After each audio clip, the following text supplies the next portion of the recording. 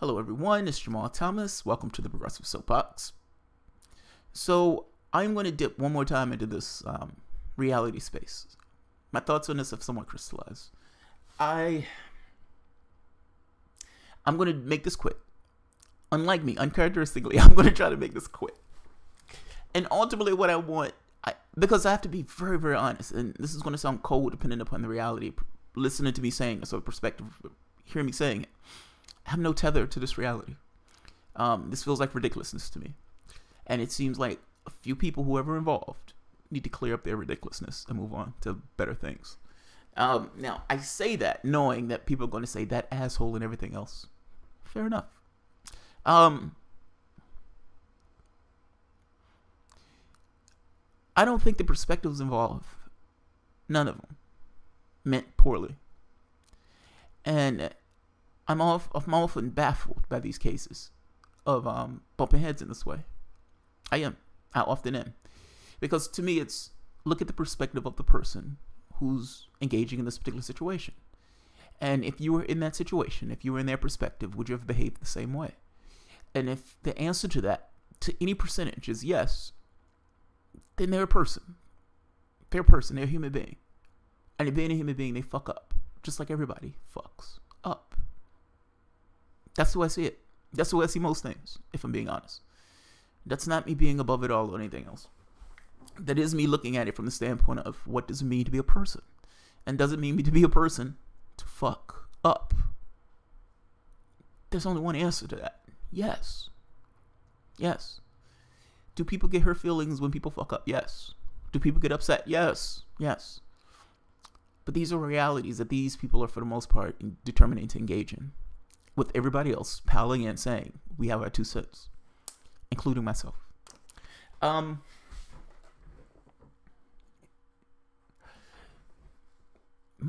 know, it's funny. My wife hates it. She says, I hate it. And this is a slight detour. I hate it when we're having a conversation. You take this kind of God's perspective, this external perspective, as if you're looking down on a situation of people engaged in something. Those people are engaged in something that's very real to those people. And you look at this and you say, turn people around, inspect them. You look at them a particular way, as if you're above the situation. But that's what I'm going to do here too. You're a person. You make a decision. You say, I'm going to an anti-war conference. You get to that anti-war conference and there's a group. That group is a black group. They want their space. You say, why is this here?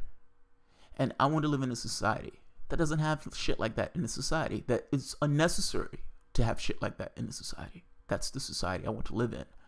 Why? Why is this here? If we're talking about anti-war, we're talking about separation of influences, meaning this undivided thing. We're not having war because there's no othering. That person is not the other. That person is just somebody else who's just the person. Why is this here? You go to that thing, and as you go to that particular thing, they tell you can't videotape. If you're in the context that this particular thing is taking place because of race, that's your context.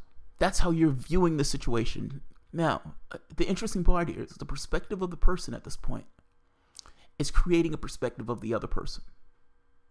Meaning, they're creating this view of what these people at this particular black space, and I call it black space. I just have a shorthand for it. Doesn't mean anything beyond it. Just space for African Americans. They're creating this image of what people would have to be like to have their own space in this way. And creating that image and creating that context. They're creating it in their own minds.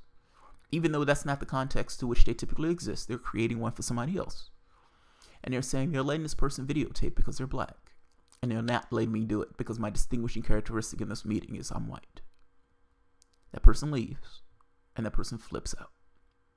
That's how I perceive it. Now, that's, if I'm not mistaken, I would argue that's the best looking at this. And I would argue that's probably the more right one. Now, Anoa, to her credit, she throws a group saying, I want a group for African Americans. I want my own space. Now, in wanting my own space, here's the problem with the first view of this. It's nothing wrong with them having their space for blacks. In the same way, there's nothing wrong with women having their own space. Or Asians having their own space. all groups by identity tends to, at some point, get together and have their own space, particularly if you're talking about a political group. It just is what it is. You're acting like the NAACP didn't exist. You're acting like Martin Luther King didn't exist. Now, or the 60s, I should say, didn't exist. And I know people's like, well, I didn't live in the 60s, man. That shouldn't apply to me.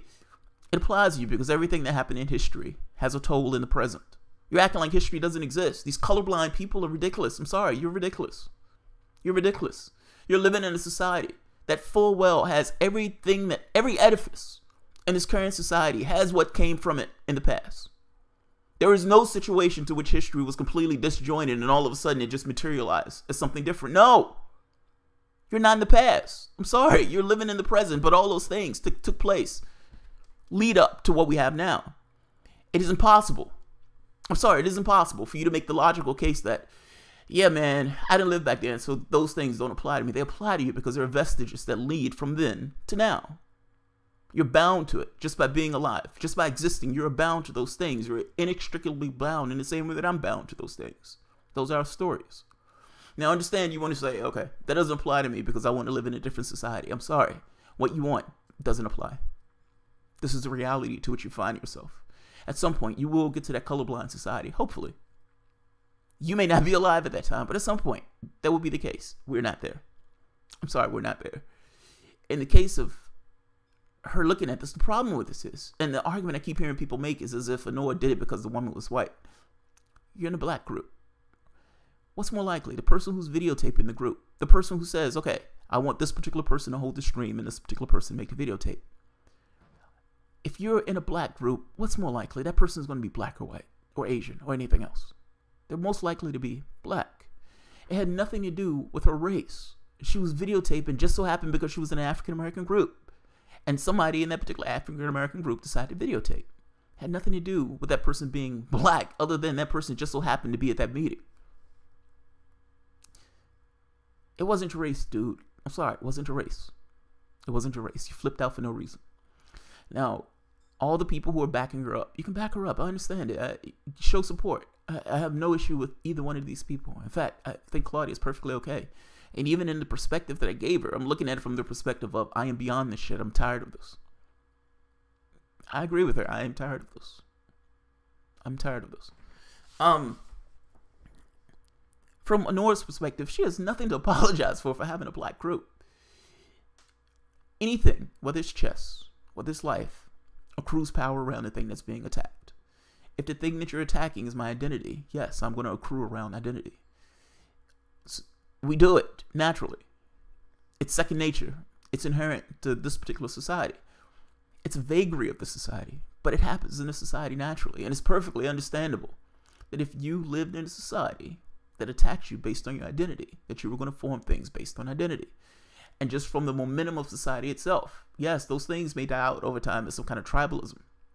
Call it whatever you want. She's not wrong for it. She's not wrong for it. Stop pretending as if they shouldn't have this black group, man. We should be beyond this. You're insane. You're insane. We're not beyond it. For you to win this argument, you would have to make the case to be that somehow, at some point in history, there was a complete disjointed part. That one moment in the past was somehow separated from a moment in the present. You would never win that argument. You would never win that argument. This is not a colorblind society. Pretending that it's colorblind is being disingenuous at best. It's aggravatingly disingenuous, if I'm being honest. And I'm not the person who beats on this thing of race because I gotta be honest, I get sick of it. I kind of get sick of it. I'm in Claudia's camp in the sense of I'm tired of this. I'm tired of this. I'm tired of this. I'm tired of these arguments, these conversations. So why I keep making this point of this is ridiculous. This is ridiculous. There are bigger things. That's all I'm saying. And from both sides, at the point where you've taken it to this degree of race, yes, you're going to run into a problem. Because whether you think race is a big deal or not, a lot of people do. And a lot of people live in a particular context that says, this is a big deal to me, and this is something that I carry with me with a certain amount of history associated with it, a certain social weight associated with it. And I gotta be honest, it's a social weight that you wouldn't necessarily grasp. But you shouldn't try to. Is it okay for people to have their spaces? And if you're trying to make this case that progressivism is somehow that people can't have their own space, meaning I can't have my own thing. I can't have something where I say I would prefer to have people around me like me because I think we have unique issues in a particular society. Then yeah, you're not going to get black progressives because that sounds fucking ridiculous. That sounds fucking ridiculous. If Claudia wanted to have a German group, let her have a German group. I don't care. I don't care. I asked this particular question. What society do you want to live in? That's my question. That's always my question. That question defines my existence, literally. Because if you're asking that question and you're saying, what's the society that I want to live in? The other next question is, what needs to take place to live in that society? What needs to take place? I tell you what does need to take place. Ridiculousness like this being resolved pretty much instantly. Where one side says, I understand the other person's perspective. And yes, either this is my faux pas, this is their faux pas. At the very least, we can agree to disagree and move on. That's the world. That's the world. You can have your issues with race. That's not a bad thing. People can have their thing where they feel like they need to be united to some degree for whatever particular reason. Have your thing. Do you, boo? Do you? But are you telling me that people can't have their spaces and be part of a collective?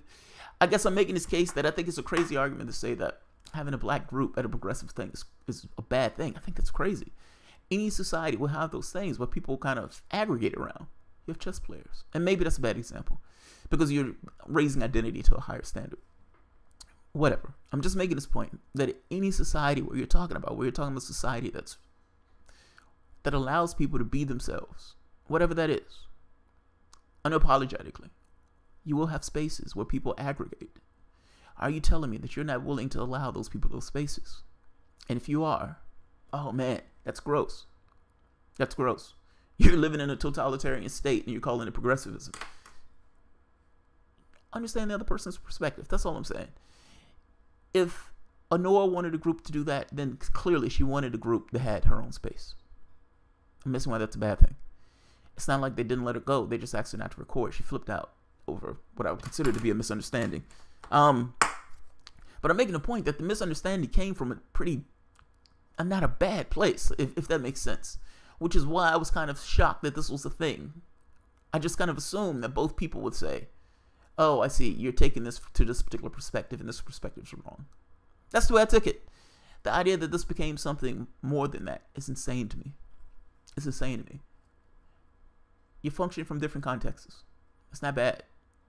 But you do need to realize you're functioning from different contexts. And at the very least, being willing to have those conversations and resolve that. It's not a bad thing. It's not a bad thing. And this is not me blaming anybody on this point. Look, people like drama. Just in general. I'm just saying, all these things, these are just dramas. And I'm going to close it here. Because I don't want to be overly repetitive. And I did say I was going to make it quick. This is just a petty drama. I'm sorry, it is. But like I told my wife, all dramas are petty dramas. Think of anything. Ultimately, nothing matters. That is a truth. That is the honest to God truth if you think about it. When you get to the core of it, nothing matters. Nothing at all matters. This drama, that drama, the thing that took place around the street, the thing that took place in your mom's house, your aunt's house, whatever. They're just dramas. They're just things that we engage ourselves in. Ultimately, they don't matter. If we were to blink out tomorrow, there's nothing there. The human mind itself, the consciousness, the idea that you're interacting with somebody else makes that particular thing real. Ultimately, it's not real unless somebody is paying attention to it to make it real. None of these things matter. They matter because you make them matter.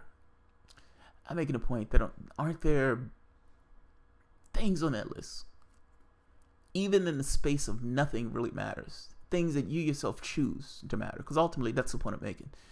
Ultimately, none of this stuff matters. It's what you choose. What do you choose to matter? What do you choose to matter? Is this the thing you want to choose to matter?